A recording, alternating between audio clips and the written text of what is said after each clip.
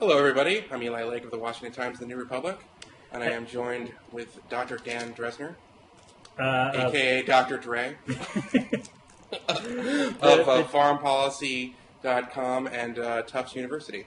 That's correct. And happy post-Thanksgiving. I hope your Thanksgiving was a good one. Yes, and happy post-Black Friday. Yes. And I want to start off, Dan, as a member of the foreign policy establishment, are you okay after this WikiLeaks stuff? Well, sure. My name isn't there to my best of my knowledge, so right. Yeah, I'm fine. You know, I'm bulletproof, baby. I kind of want to give PJ Crowley a hug right now. I just want to say, oh man. Yeah, sorry. You know, I have to admit, if nothing else, this has succeeded, I think, in making U.S. foreign policy look more and more like Desperate Housewives. Because you know, it turns out that people say one thing in public and they say something slightly different in private about on really picayune things.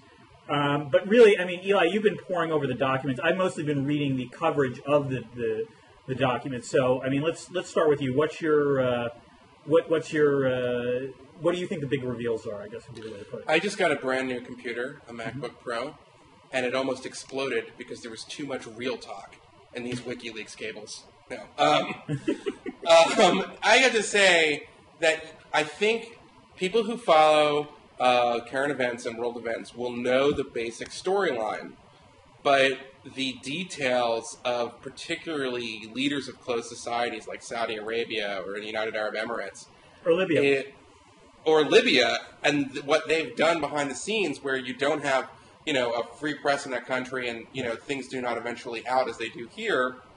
There is no Saudi Arabian Woodward, right? So it's really eye-opening in that respect. Mm-hmm. And so that's the first thing I would say, is that it's very candid.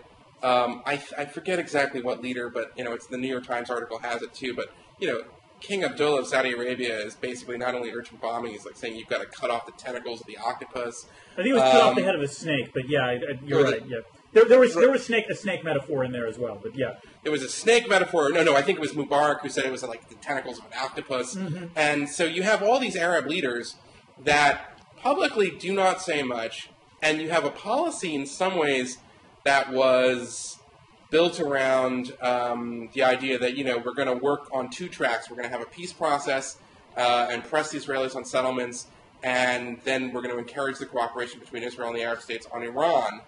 But behind the scenes, I don't think the Arab leaders needed any kind of prodding to cooperate or to come around to a kind of more aggressive stance on Iran. They're terrified. And that's very clear. So that's the first kind of area. There's a whole lot of stuff in there, but that's one thing that I found really interesting, is sort of to get the actual accounts of these conversations. Well, let me ask you a question on this. I mean, yeah. I agree that, from everything I've read, it's pretty obvious that a lot of Arab leaders would just love for the United States to take out the current Iranian leadership. Right. And you're right. If as someone who's followed U.S. foreign policy, this isn't a surprise. It's actually in some ways safely comforting to have this assertion, revealed as true, because this is one of these things that's debated about a lot inside the Beltway, and there does seem to be some evidence now that suggests, yes, in fact, that's actually the case. On the other hand, is it really shocking that you've got Arab leaders desperately asking the U.S. to do its dirty work for it? No, that's not shocking. But in the context of what I would call the Walton Mearsheimer theory of the Israel lobby, this completely discredits it, Dan. I mean, I guess what I'm saying is that there are certain species of writers, certain literature that's out there on the internet that posits the Israel lobby is the driving force to try to get America into another war in the Middle East, this time against Iran. Mm. And that thesis is so inadequate and so fails to explain the reality of the regional politics that I just think at this point, I don't think that many intelligent people really purchased. I think that it was a partisan view for a while. It was far more, I think more people believed it at the end of 2007 when the NIE came out, maybe than they do today. But this latest batch of cables from WikiLeaks, I think, is the sort of final nail in the coffin of the Steve Walt, Juan Cole theory of like the Israel lobby and Iran, because it's just not true. I mean, and people like Clint Leverett who have attacked the notion that Arabs leaders privately. I mean, like, there's been a lot of people who push back on this. I could name more. Yeah. This just, I think, I mean, I don't know. The game, set, match. You know, it's over. Move on. Well, I don't know. I mean, the Flint Leverett. I'm sympathetic with your argument here, but I'll take the I'll play the defender role here. The Flint Leverett argument, I think, has less to do with the fact that Arab leaders wouldn't want to get rid of Iran. I think that the Leverett argument, and for that matter, not the Israel lobby part of Walt Mearsheimer, the Realpolitik part of Walt Mearsheimer says, why the hell are we backing? Would argue that it makes more sense to have a rapprochement with Iran than the status quo. Because if we engage in the status quo, then in the end we're actually, we're dealing with the most powerful nation in the Middle East as our adversary, and why not make them our ally, which would make it much easier to deal with a whole bunch of other countries and open up some strategic space. Now, that's a different argument than the Israel lobby is pushing, Iran, pushing for a war with Iran. But I'm not sure this completely discounts that point. Well, the point about rapprochement, or whether it's a good idea to try to pursue negotiations with Iran, well, one of the things that WikiLeaks cables constantly get into is there's a ton of them that talk about the policy narrative of Obama, which is that, there has been an effort to try to reach out to the Iranians and reach some sort of fair accommodation, and the Iranians have said no. Yeah. People who claim to be kind of realists on this sometimes, I think it's a lot harder than you say. We have equities in the Saudi royal family. And, no, I don't disagree with this, and it's why I generally don't support that position. There are serious costs. And so it's kind of difficult to have the ship of state kind of make a 180 on this and say, okay, well, we've heard your concerns, but we're going in another direction. Right. On that point, but I'm saying that there's a specific kind of, I think, really kind of pernicious narrative, which says that the threat from Iran is hyped, and it's exclusively a threat to Israel, and we don't want America to fight Israel's wars. And that is, that's the Walt Mearsheimer zone that I think is so controversial. It's what has certainly attracted a lot of attention. And, so these guys tend to sort of write about themselves in this very sort of self-important way that, like, they're bravely telling truths that, are censored in the mainstream media. But actually, they're just kind of brave. They're not I don't think it's terribly brave in the academy to voice these opinions. In fact, I think it's fairly conformist. But it's also just, it totally doesn't take into account that if you read these cables and then you look at what the conversations with Israel about Iran are like, it's the Arab leaders that are far more bullish, far more alarmist than the Israelis. And so you kind of have to account for, like, how I think that the answer there is that Iran is a big bully and they scare a lot of people. Well, I think also in some ways Iran represents oddly enough, Iran represents a more immediate threat to other Arab governments than they do to Israel. I mean, there's no question Israel sees Iran as this existential threat, particularly if they acquire nuclear weapons. And certainly through their proxy, the influence over Hezbollah, they can make life difficult for Israel. I think what particularly Arab leaders are scared about with respect to Iran is the fact that, a lot of cases, these countries have either significant or restive Shiite populations. And if, Iran can somehow, act as sort of a rallying point for these governments, then it poses, problems for these regimes. The one thing I've seen about, surfing sort of reactions, I think the general assessment is that on the Middle East stuff, there's a lot of evidence in the WikiLeaks dump that probably supports what would be considered this sort of neocon policy position on Iran. One counter I've heard of this, though, is the point that, look, if neoconservatives are supposed to be all about democracy promotion, what does it mean then that we've got all these Arab elites in, resolutely undemocratic parts of the Arab Middle East saying one thing in private and saying another thing in public? Well, listen, I think it says a lot about the quality of America's allies in the region, but with you have the allies you have. Mm-hmm. And I don't think it's really a neoconservative point. I guess that's what I wanted to get away from. I don't think that saying Iran is a threat on multiple levels, from terrorism to proliferation, it's not strictly a neocon. No, I guess I would hope that these revelations would put an end to people who would argue that is an exclusive neoconservative point. I mean, I'm friends with a guy named Matt Duss, but I just think his worldview is completely now shattered by this data dump. And not just him, like lots of people. It is no longer enough for progressives to say, I am really worried about threat inflation with Iran because I know how the Israel lobby, the neoconservatives work. You have to take, don't just take, their word for it. There's a lot of other people who are very concerned about it too, including, I might add, mid-level State Department people. I think another amazing revelation here, Dan, is that the stereotype that foreign service professionals and are, swishes or diplomates. I just tweeted this, but it's totally wrong. Actually, they're in these meetings and, fairly senior guys who maybe people don't hear about, like someone like William Burns. And I never thought this. I covered the State Department for a long time. And but, he's very tough behind the scenes. I mean, there's a scene in, there's a cable I just read where he's talking to his French counterpart, whose name I'm going to forget right now, about the French sale of the Mistral to Russia. Is that? Yeah, right. And he's like, this completely. It's very strong language. Is what he's using. This discredits Sarkozy's commitment to the ceasefire. Find another way, to instill confidence. So, and one thing that's really clear, at least in the first batch of documents, when you look through them, is that I think there's something equivalent to almost an Operation Staunch from the 80s. Do you remember this? No. Okay, Operation Staunch was the efforts, undermined, I might add, by the sale of TOW missiles from Israel to Iran, but it was an effort from U.S. diplomats all over Europe and the Middle East to end and stop arms sales to Iran. Oh. Well, what you see in a lot of these cables, a lot of it deals with very detailed stuff on front companies and trying to get countries from Malaysia to China to Germany to stop illicit transfers of very high-tech material, whether they be gyroscopes or infrared scanners and things like that. I mean, to step away from the Middle East a little bit and sure. sort of ask about the effect of this on U.S. foreign policy. My take, you're talking about the biggest disappointers are the ones who think that the losers on this are the ones who believe that the Israel lobby is driving U.S. policy in Iran. I think the biggest losers are like the Noam. I actually think the biggest loser is Julian Assange, and if that's how you pronounce his name, and the sort of Noam Chomsky-ite theory of U.S. foreign policy, which posits this vast, conspiracy to promote, evil, pernicious interests. The thing that I find striking, at least so far, and let's bear in mind this is only a partial data dump, and my understanding is that all the things that have been released are lower than top secret. At the highest classification is just secret.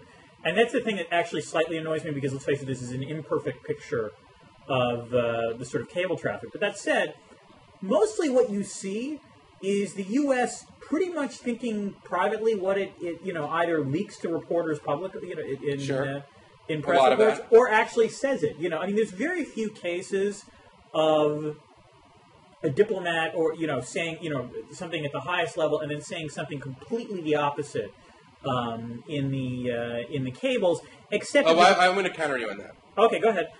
Okay. Let me put it this way. Okay. If there is some of that, let me rephrase that. There is some of that, but when that takes place, those revelations are actually far more embarrassing, I think, to the foreign government in question than it is to the U.S. government.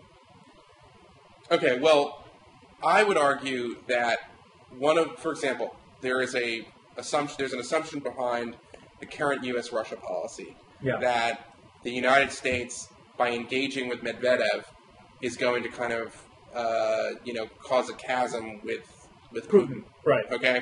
And that does get busted in the documents. That's true. What's more, no less a figure as Bob Gates is saying, I think the security services run this country and there's no more democracy left in Russia. Right. Which is and what you see instead, public statements from the State Department, they have to say this. This is why I kind of have some sympathy, because diplomacy does require tact. Yes. And you can't really conduct it if you're going to be transparent. I just don't think you can.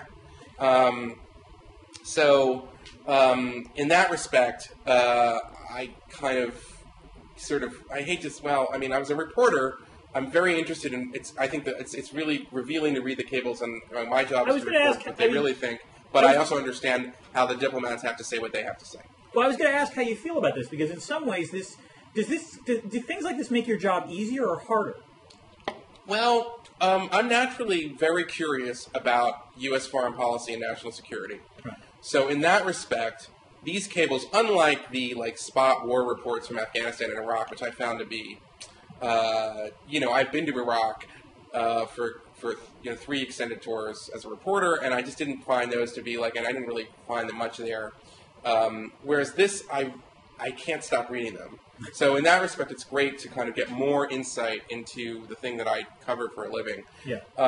In this respect that Assange gave these to newspapers that were not my own, it's kind of a pain in the ass. There's so much material there that I actually think that everybody who bothers to sort of look through it will find kind of new angles and so forth. I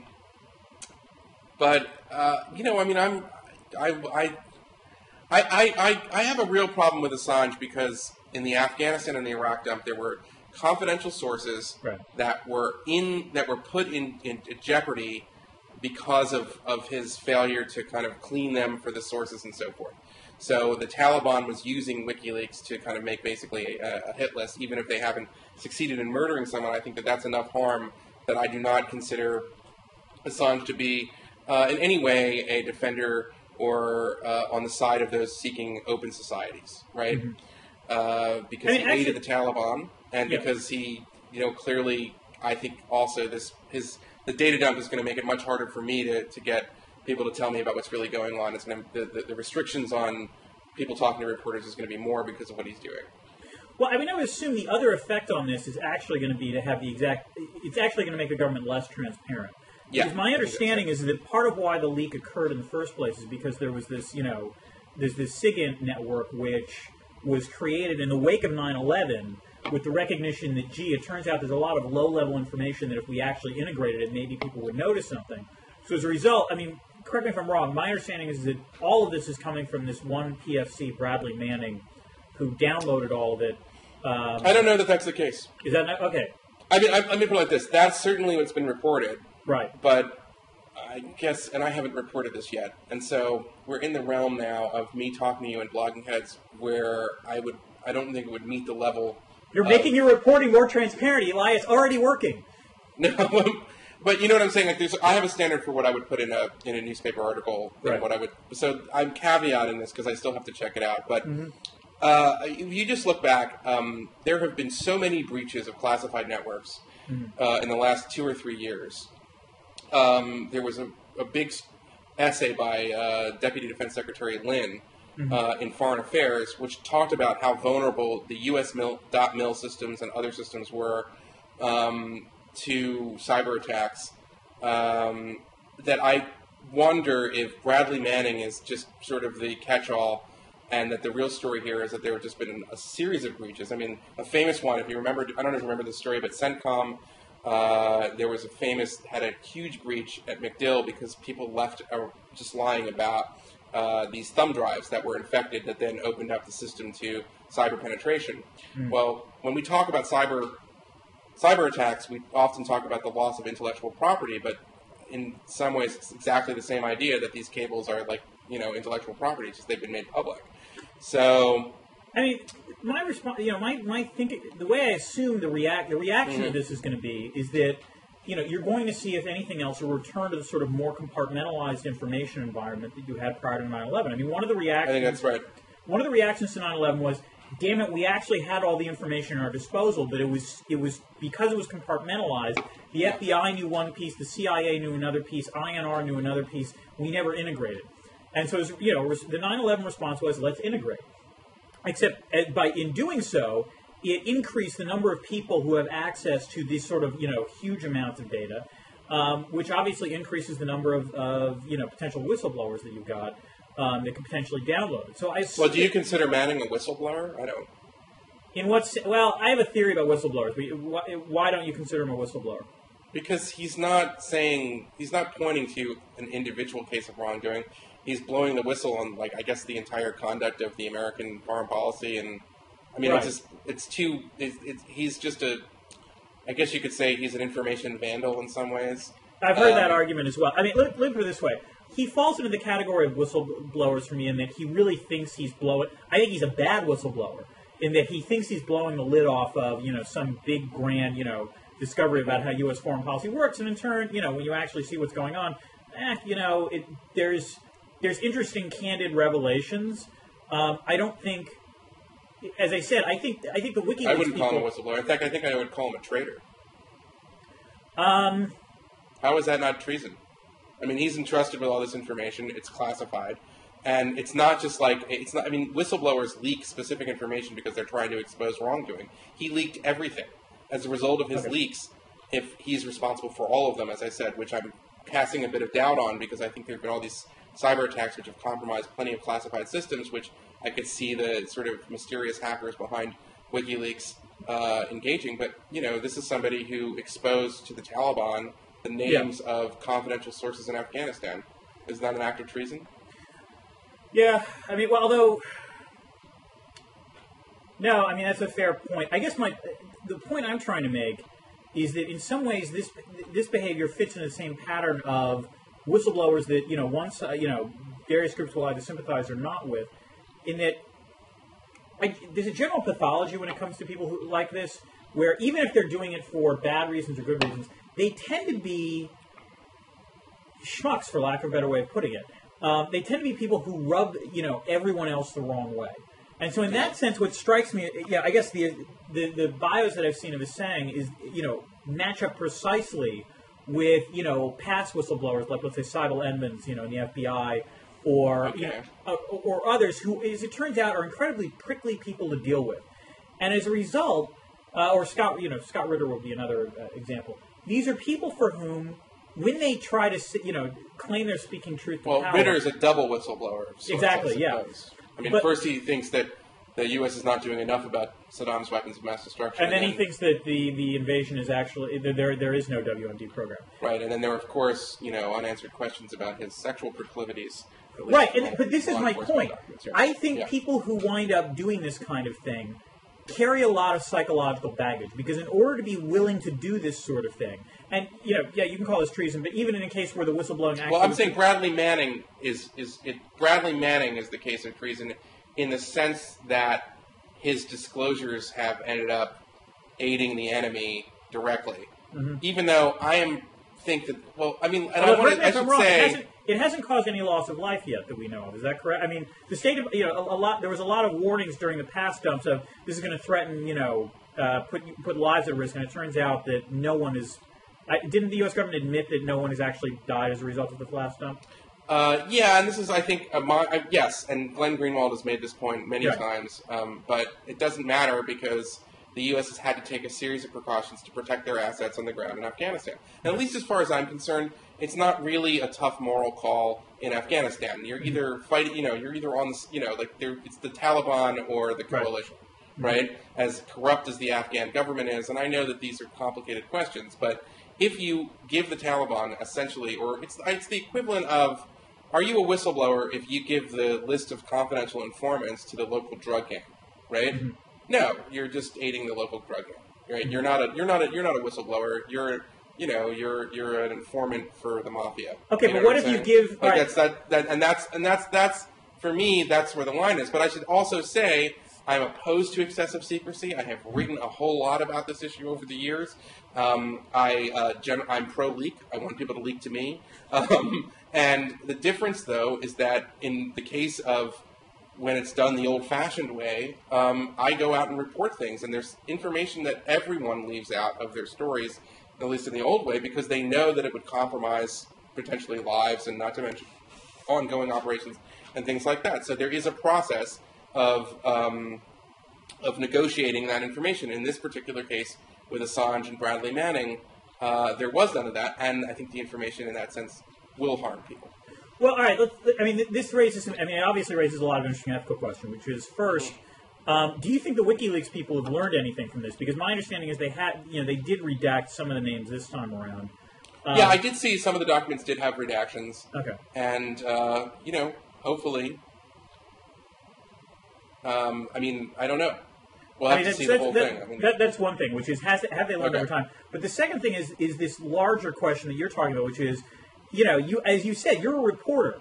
And presumably one of the virtues of leaking to a reporter is that, as you say, reporters act as intermediaries. They're better judges. You're arguing that they're better judges of what should and should not be revealed in a story. Whereas people like Assange and even people like, let's say, Mark Zuckerberg, are clearly believers that in sort of total transparency. Glenn Greenwald as well. That if you do it in private, you should be able to do it in public, and there shouldn't be any distinction between the two. Well, also, I want to just challenge one thing. Okay. Julian Assange is not for total transparency of governments. He's an anti-American activist. He thinks America is engaged in some sort of imperial, policy, and he wants to bring down, in his view, the empire. And when what he ends up disclosing are sort of the everyday banalities of U.S. diplomacy, you could argue, though I find it very fascinating. But you don't see evidence of what he thinks it is. But in that respect, I mean, I don't see WikiLeaks publishing confidential documents from China, exposing their I don't know how they're going to deal with the Falun Gong and internal dissent and so forth. They don't do that. They just everything seems to be focused on America and allied governments. So. No, I don't doubt. I mean, again, if you look at the statement that WikiLeaks made, accompanying this, it's a statement that actually I think badly undercuts their own. The documents I think badly undercut their supposed statement, which is in that sense, I guess, mildly. As an American, I find that mildly cheering. As I said, I mean, I come away with more respect than I had before, which was a lot of respect, I should say, for the Foreign Service. I thought that our diplomats were. Generally, who took a tougher line in private than they did in public was kind of reassuring. It's not just that. They're also, the nice thing to know is that they're thinking the same things in private that I'm thinking in private. Yeah, no, that too. That too. Yes. And, I mean, I guess, I think that there's a separate issue I kind of want to get into here, which is a political one, which is that it's kind of a moment of truth, I think, for lack of a better word, the left. Because I think that Assange is a pretty morally odious person. And people like Steve Aftergood, who have worked their lives on combating excessive secrecy in the government, have also said that this is like information vandalism, and it's problematic in a lot of ways. And I just think that it's important for the Glenn Greenwalds and others to sort of stand up and say, we like transparency, we're against secrecy, but not like this. And so far, we haven't, some have and some haven't. Yeah. But I think the efforts to try to portray, this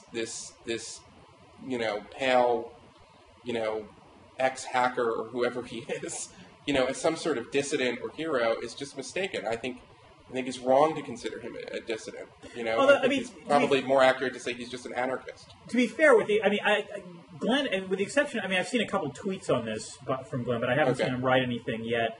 One way or the other. Actually, he's been relatively muted by Glenn Greenwald standards. Most of the progressives that I've read on this have basically, at best, been ambivalent, and at worst, been really condemned. Have actually condemned the leak. So I'm not sure that. In some ways, I think this is it raises an interesting question about if you really want government to be more transparent, how do you do that with and not doing it like this. So I think it raises good questions, but I don't think progressives have been terribly thrilled about what's been revealed. If for no other reason, now the interesting question is why, and part of it might be on the substantive issues of this is not the process. This is not the way we want to see it done. Another obvious issue is that on whose watch did this stuff get dumped on? It's the Obama administration. It means that Hillary Clinton, as opposed to Condi Rice, is the one who's got to go around basically apologizing for what. Let's face it; these are incredibly embarrassing disclosures. Sure. They're nothing that shows perfidy or anything, or anything like that. But they're hugely embarrassing. It's like farting at a dinner party. That's got to, and it's got to make life difficult. And the one thing that I'm concerned with, I think, is whether or not this is like one more data point about the transaction cost of dealing with the United States right now. Yeah, that's which a is big one. You add this to, for example, the difficulties that the Senate is now having in terms of ratifying the START Treaty, which is, by everything I've seen, pretty much, it's not the greatest treaty in the world. It's a fine treaty. It's a modest treaty, but it's one that shouldn't be provoking the kind of resistance from conservatives that you're seeing. And so as a result, and then add to that things like the U.S.-Korea Free Trade Agreement, the other free trade agreements that have been signed. You just get this general perception, I assume, from other countries that trying to do business with the United States is a hell of a lot more expensive than it used to be. Well, that is I think there's, I would separate the START treaty from that because I think that one is sort of how Obama and the administration is dealing with foreign governments. It was already in some ways kind of perilous. But, ultimately, if, as I suspect, this is the result of what we really have here in some ways is a new problem, which is that, all these governments run on computer networks. Yeah. And we're at a point in history where the balance of power between hacker and, government network really probably benefits the hacker. So I would argue that's only true in certain governments. I don't think that's actually. I actually got an article that I just got published in the Brown Journal of World Affairs that says that if you're a democracy, I agree with you. If you're not a democracy, I'm not entirely sure that what your argument holds up. Okay, well that's a good point. Maybe it's harder to hack Chinese equivalent of the intranets of their diplomatic cables, but I guess my point here though is more that. My point here is instead that we're at a point, at least with, it's not just, I think it's, we're the age of the sort of American, the age of where, the Five Eyes, the five English-speaking countries that signed the SIGINT Treaty were the ones that could read everybody's mail. That's over. Like networks of really sophisticated hackers can get something like this. And it's a problem that's going to affect not just the United States down the line. You could see it blowing back on all kinds of governments and all kinds of places. And so in that respect, it introduces this brand new transaction cost, which is our conversation is going to be discrete. Are these going to remain just between us, or eventually am I going to have to read about this in the paper? See, I would actually argue the latest dump actually does far more damage to other countries than it does. It's embarrassing. I agree, but that's the point about the transaction cost. Right. And I agree with that. On the other hand, this is one of these things where even if people are wary about this, it's fighting human nature. Obviously, there's going to be a period where you don't trust the United States, at least in terms of talking to them. But I assume that one of the effects of all this is going to be that, frankly, a lot more stuff is going to be communicated by things like phone rather than signal traffic. It's not that this information is not going to get transmitted. It means that Americans are going to get they're going to get the gossip fourth hand now rather than second hand. Would be the way to put it.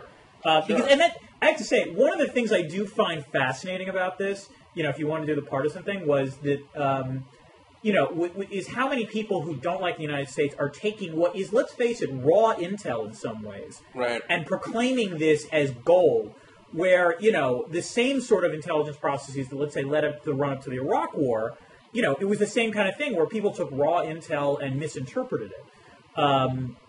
And so, well, now that you mention that, because I've been working on something, I think one of the problems with the lead up to the Iraq War, and I got into this by writing some start stories, was that overhead surveillance from satellites. There was too much stock was put into that, right? But on this point, I do think though that it's a little bit different. I agree with you. It's kind of like raw intel. It's these conversations, but it gives you the insight into what the Arab governments in particular think is going to be picked up today by Al Arabiya and Al Jazeera and other satellite news channels, and it will be news to Arab speakers. Yeah, Mark Lynch made a good point about that. He did make a good point, even though Mark Lynch, as of a few months ago, was arguing that Arab leaders really didn't want to bomb Iran. But it was a very good point that he made about this, and I think the Arabist, Isander al-Amri, made a similar point, which is that when this gets out, it's going to be a real challenge to these authoritarian systems. And it's going to put the U.S. in an awkward position, because on the one hand, we just got through privately and publicly pressuring the Mubarak regime to have election monitors. So we kind of favor a democratization process in a lot of these, our allied countries. But on the other hand, we really do rely on these authoritarian leaders, as allies against Iran and all kinds of other ways. Well, I think one of the other things I'm kind of curious about is that I imagine that this has put some of the Arab media networks in tough spots. Al Jazeera is housed in Qatar, and correct me if I'm wrong, the WikiLeaks, a lot of the data does not paint the Qatari leadership. Yeah, the Qatari is the worst leadership when it comes to counterterrorism. We'll see if they report that. If they don't, by the way, I would hope any Arab viewers would hold that against them, because it shows that the Al Jazeera is not really the freest. They just, they have their paymasters like everybody else. But I would imagine that it's unavoidable. Al Arabiya will have to run something on this, as well as a lot of other internet sites and so forth. And it's going to be coming out that the leaders of the Arab leaders are, the other thing I found that I think is going to come out that's interesting is how many the private diplomatic contact Israel has with all these Gulf states. I haven't heard about that, so that's interesting. Well, I don't know. I won't want to scoop myself. I hope that I get to keep that for myself. So there's all kinds of stuff like that that'll come out, and we'll see how they handle it. I mean, if I was advising Arab leaders at this point, instead of sort of going and saying, "No, it's a lie," and I don't mean any of that stuff, they should just say, the only way out is through. I mean, my guess is there's just going to be massive stonewalling, and it's not. My assumption is that my belief has always been that Arab authoritarian governments actually have a much tighter grip on power than the public perception has always been. There have been predictions of Saudi Arabia or Egypt or other governments there falling for decades now, and the fact is they actually do a pretty good job of repression. And then that's something we can condemn, but it's also something that implies that they can probably gut this out. Or gut out the outrage that's going to be fueled by this. I mean, I guess one last point on the WikiLeaks thing, which is how hard do you think this is going to make? We talked about the sort of transaction cost of dealing with the United States. Do you think in the long run this is really going to have any effect on will the fact that Gates talked about the collapse of Russian democracy genuinely make Russian-American relations really difficult going forward? I think it's very difficult to figure out what all the bank shots and various implications are. It's a great question. I don't know. I don't think that I think U.S.-Russian relations, it's hard. I'm trying to think. How do I just say this? I think that they certainly improved from the end of the Bush administration when Russia invaded Georgia. Right. But that was an extremely low point. Yeah. And that I would really blame Bush for sort of not establishing the kind of credible deterrent for Russia to sort of, basically take over its near abroad and maybe not reconstitute on the map, but certainly, kind of influence all of its former Soviet republics. So that I don't think is necessarily changing. And as for cooperation on Iran, it's a mixed picture. Which it was always going to be.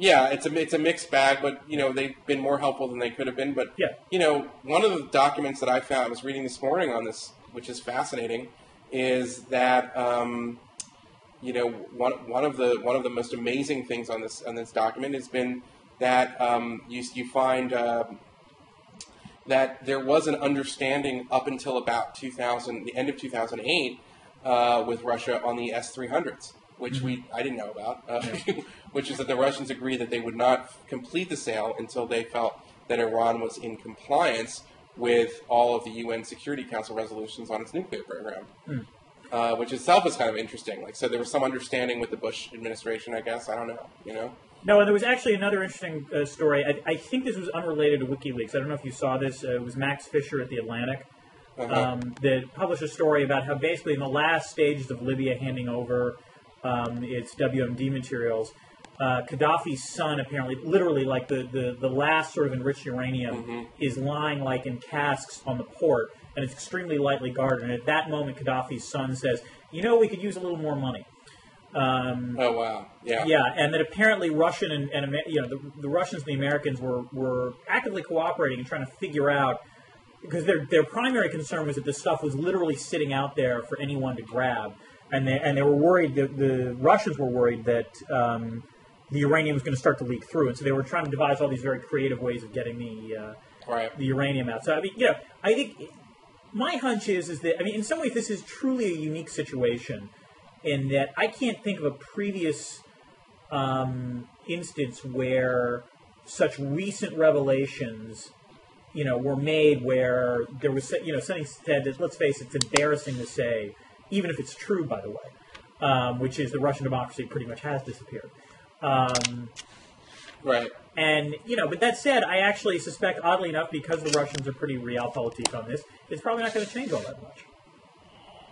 Yeah, well, unfortunately, right. Right, it's not news to you or me that Russian democracy has disappeared, but it's an interesting thing to kind of hear the assessment from a very senior Obama administration official when at least, we give the impression that we'd like to try to salvage Russian, or it's not a settled question. Well, I guess the question is, what's the foundation of Russian-American relations going forward? Which is it one where it's just two great powers, recognizing that there's more to be gained from cooperation than not, or do you see it as an instance where the U.S. should focus much more on democracy promotion? And I think this is one of those things where you can try to focus on democracy promotion, but I don't think the benefit is equal to the cost, at least in the short, in the short or medium term, for that matter. And I'm not convinced that you can actually.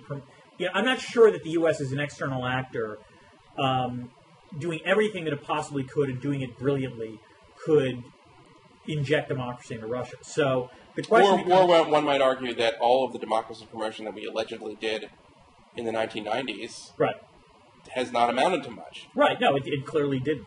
And also we could argue that Condoleezza Rice and George W. Bush and many other people in the foreign policy establishment completely misjudged Vladimir Putin on a number of issues, and that it exposes, a series of mistakes, Republican and Democrat, left and right, on Russia policy that, are kind of coming to bear at this point.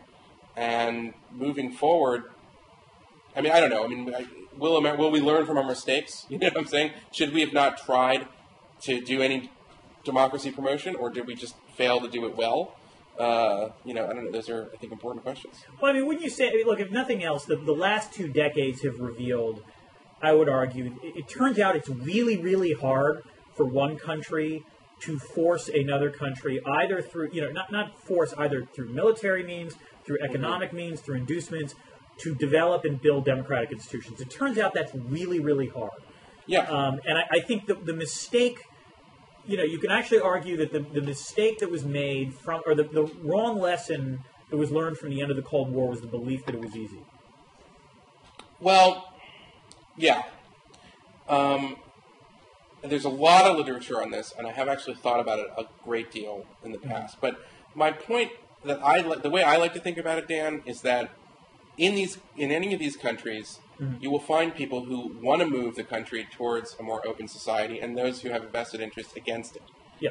And if it's possible to use American influence to advantage those who are on the side of the open society in subtle ways, and obviously taking into account all kinds of other concerns, then we should. Yeah. And there are examples of, this is a little bit out of the realm of what might be called democracy promotion, like there's some sort of seminar that you can get, all the young lawyers to go to, and you know what I'm saying? Yeah. And that's a little bit different. It's a little bit different than that. But there are moments like when Jim Baker, who knew Edward Shevardnadze very well, in 2005, put his arm around him, kind of went out to Tbilisi and said, listen, you can't steal this election.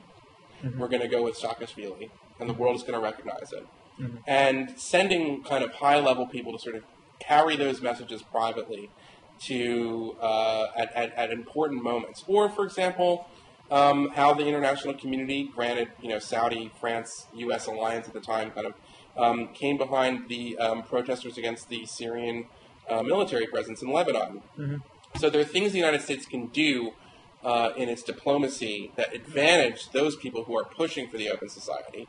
Although, again, those are moments, you're right, when the moment is right, you can hopefully do that. The Georgia one is one where there was a country that was almost entirely dependent on the United States. Right. And as a result, and let's face it, Georgia was somewhat important to the United States, but not hugely, and so that was a moment where you could put pressure on them. And similarly with the Cedar Revolution, it was one where, the Syrians goofed, and, you had such a broad, social movement in Lebanon that you could exploit that moment. I agree with you. You want to take advantage of those moments. I think the problem is those moments are much rarer than is generally been understood. And they also defy the budget and timetables of USAID programs. So you can't say, well, we invested for 3 years in training, female politicians in Kazakhstan, and we should expect a green revolution any minute now. Right. It doesn't work that way. But there are these moments like June 12, 2009 in Iran when it can make a great deal of difference if the United States, how it decides it's going to support demonstrations in the street and how it plays those moments. And it's not necessarily to say that there's always a one size fits all, but that is probably in the end of the day more important in terms of democracy promotion than these programs from the State Department and so forth. Well, I want to talk about North Korea for a few minutes. Okay, sure. It's a perfect transition because on the Sunday shows we had John McCain saying that we should do everything we can to destabilize this transition in North Korea. So he sees that moment in North Korea right now. Do you see that moment, Eli? No. I have talked to North Koreans who fled their country, and there are certainly, and I do believe in the kind of universality of the human spirit yearning for freedom. Mm-hmm. And I just don't know if there exists any kind of reform movement in North Korea. I've seen no real evidence of a movement. I've seen evidence of individuals who have fled the country, who tell me things as a journalist that give me some reason for hope, I suppose. But I've been to North Korea. I was there in 2000 with Madeleine Albright. You were there? Oh, I'm so jealous. I definitely on that want to go trip. to North Korea. Yeah, and it's Mars. It's a totalitarian state. Yeah. And ultimately, one of the things the WikiLeaks cables again revealed these discussions between South Korean and American diplomats on what to do when North Korea collapses. Yeah. And it just seems like that's a matter of time, and so you have to Which almost again, look by at it the as way, a humanitarian project. First of all, again, really glad those conversations are taking place. That's what I would want to see our government, Yes, agreed, yeah. That's probably a good it's not point. so horrible and unthinkable. I don't know. I'm very frustrated by it. I think that one of the great evils of 2010 of the world today is that this country is allowed to enslave, 4 million people and starve them. Well, and so it's a moral outrage, and I would like more people to do something about it, but I just don't know at this point what to do, because if you can't militarily attack North Korea, they'll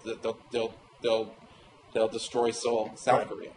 I have to admit, the thing that I find really disturbing over the past week was not the sort of artillery fire that happened on the islands, because it is depressingly true, but it's North Korea being North Korea. It's that light water reactor that they gave the Stanford researcher the guided tour of, because that I find.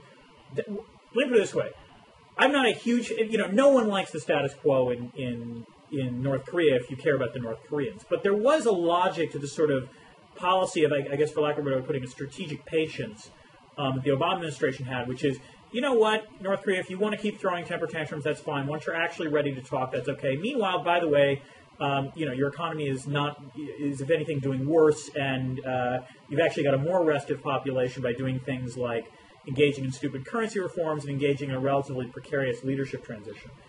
What really I find disturbing is that despite all of that, and despite presumably what should be relatively, comprehensive sanctions against the regime, apparently they were able in the last 18 months to put together, a relatively sophisticated design for a light water reactor.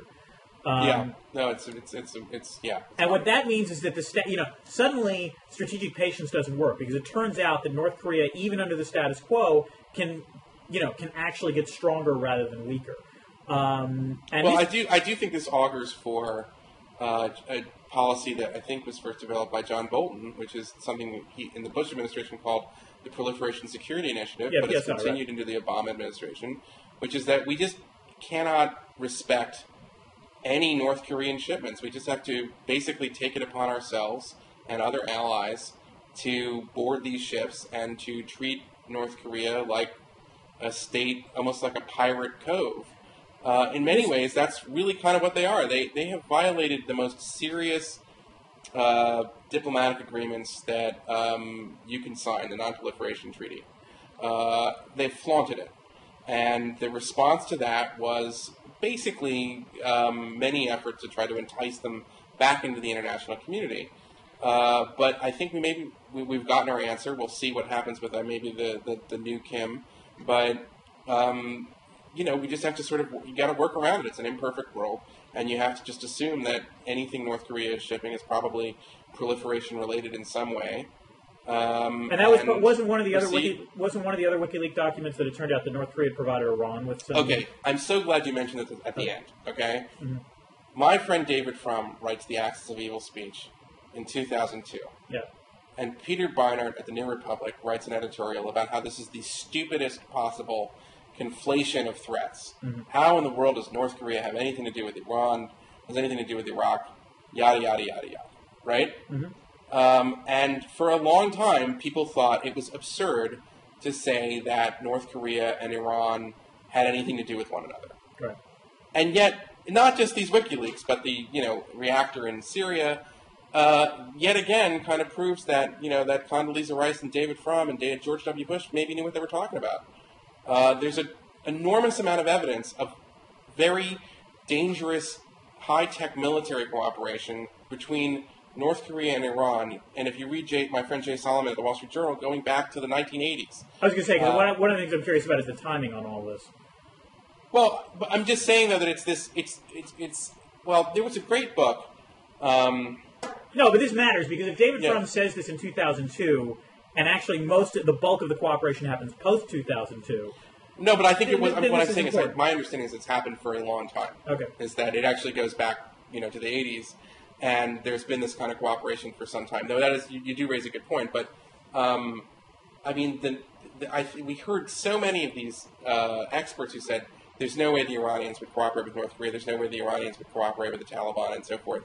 And it seems that, the evidence as it comes out, shows, people with different belief systems can cooperate if they have common enemies and perceived common interest. Well, all right, let me put it this way. I was one of the skeptics when the Axis of Evil thing came out. Sure. And even the WikiLeaks dump, I think, suggested that North Korea and Iran have cooperated somewhat. I don't think there's any evidence that Iran and Iraq cooperated prior to, Oh, no. Iran and Iraq, I agree with you. Yeah, but North Korea... Let me put it this way. I think there were valid reasons to pick on the Axis of Evil designation. But you're right. And also the other question is, post-Iraq invasion, to what extent did that actually... oddly enough, create the very axis you were trying to oppose. But really, this is all a distraction. My concern is, your solution in North Korea is the John Bolton approach, which I actually don't have a problem with in this case, which is you ratchet up the PSI. Right. And if nothing else... Well, it's a Band-Aid, because it's ultimately... You still have this threat, right? And they're going to come up with more clever ways to sell their wares. My real concern is that where are they getting the... What I want to know is, how did they actually develop the light water reactor technology so quickly? And I have to assume that the only possible way they can do this is from China.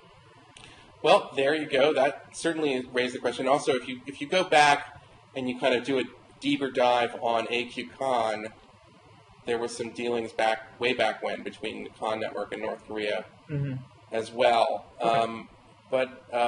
No, it does. I mean, yes, and also, by the way, the WikiLeaks documents confirm something that people who've covered it, I'm sure you know this before, that Chinese government is launching cyber attacks on everybody from the Dalai Lama to the Pentagon and Google. Yes, in other news, the sun has risen in the east.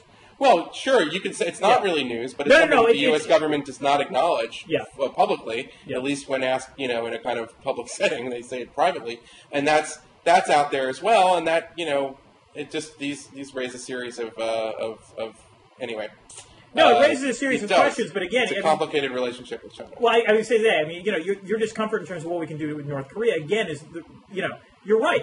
The status quo is really intolerable. The problem is, I'm not sure there is any great policy that changes the status quo. It's nice for John McCain to say he wants regime change. I want regime change too. I also want a pony, but I'm not going to be able to get that necessarily.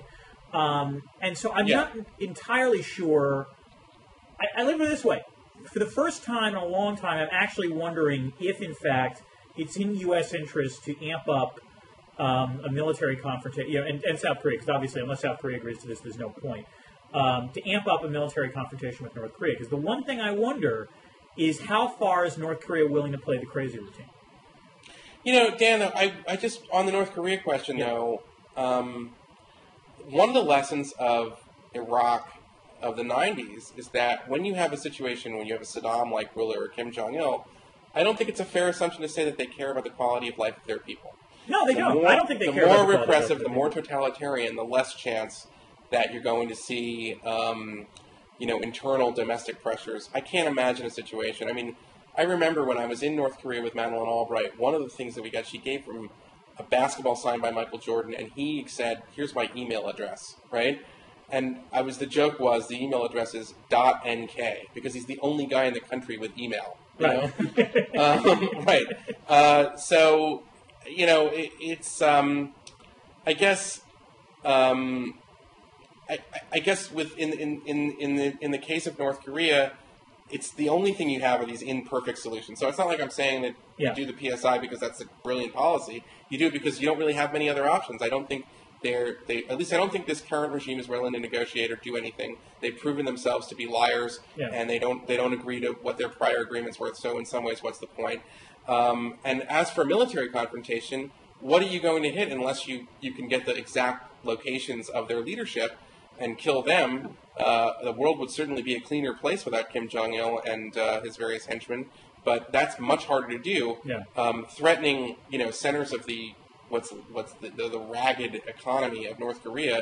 What's that going to do? They no, you wouldn't hit the economy. I presume you'd want to try. Well, I presume you'd want to try to hit Yongbyon, among other things. You'd want to try to hit the nuclear facilities if you could. Yeah, it would be good to hit the nuclear facilities. But no, I mean, even there, the problem is, I mean, it's and is it worth risking the incineration of Seoul? That's right, and that's the problem. That's right. I mean, the only thing that the only reason I'm even thinking about this is that as much as the North Korean leadership, I don't think the North Korean leadership cares about their own people. What I do think they care about desperately is their autonomy and their survival. And the fact is that if an all-out war were to take place, Seoul would be devastated, there's no question, but I think it's also clearly true that North Korea would lose, and they would lose badly unless the Chinese intervened. Because, they would have enough for a first strike, but, I mean, the North Korean military is nowhere near the same shape as the South Korean military. Oh, yeah, no, that right. And it does make you wonder about the quality of, I mean, I take the word of Hecker from Stanford because he's a nuclear scientist, so I guess they did manage to make a pretty good light water reactor. But I've always wondered about the quality of their engineering. I've always worried it. I've always wondered about, could they possibly be that good? I don't know. I mean, it's an interesting, you're right. It's a tough problem, and, the fact that I'm even thinking about this means that I'm desperate, at least as a policy analyst, I'm desperate because I don't think any other option is working. But, again, this is the problem. Well, I mean, but you would agree that as a bare minimum, we have to assume that the North Koreans are, treat them like pirates.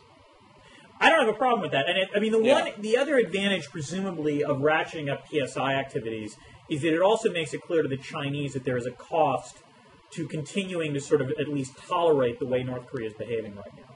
Because any sort of ratcheting up of PSI means you've got a lot more, foreign ships in the Yellow Sea, and this goes against, obviously, what the Chinese want. So, that is one way in which you can presumably put pressure on the one country that can put pressure on North Korea. So it might work, and that would be my first impulse. But I don't know. The fact is that it's a bad situation no matter how you look at it. Yes, many problems. All right, Dan, this was great. Do you want to say anything more? No. I was going to say, just always a pleasure, Eli, and I'm looking forward to further WikiLeaks reveals. Yes, me too. All right, so let's end it. Okay. All right, take care. Good. Bye.